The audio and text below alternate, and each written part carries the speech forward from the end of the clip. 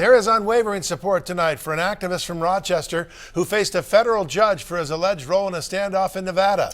Gerald DeLamus was in court this afternoon to fight for his release. WMUR's Jennifer Crompton was there. She's live tonight with the new details.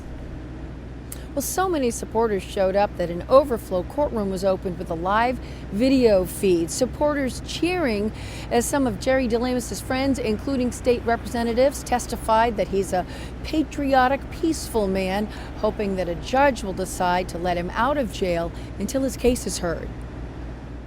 Well over 100 supporters showed up at the U.S. District Courthouse in Concord, outside and in, cheering inside as Jerry DeLamus showed up for his detention hearing. The government asking a judge to keep him jailed until he can be tried in connection with an armed standoff at the Cliven Bundy Ranch in Nevada in early 2014, when hundreds turned out to prevent the government from seizing cattle Bundy refused to remove from public land. The feds saying today, however, that DeLamus hadn't arrived until after the standoff was over.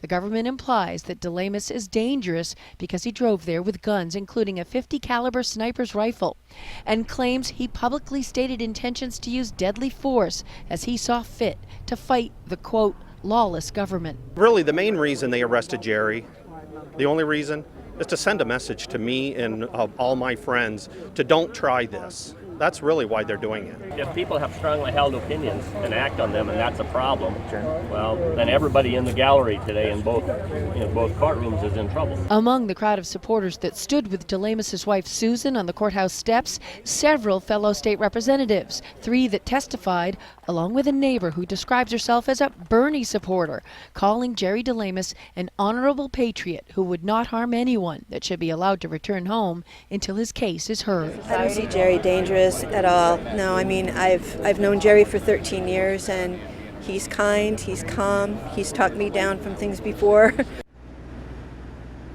Jerry DeLamus, though, will remain in jail while the judge takes the case under advisement. Reporting live in Concord, Jennifer Crompton, WMUR News 9.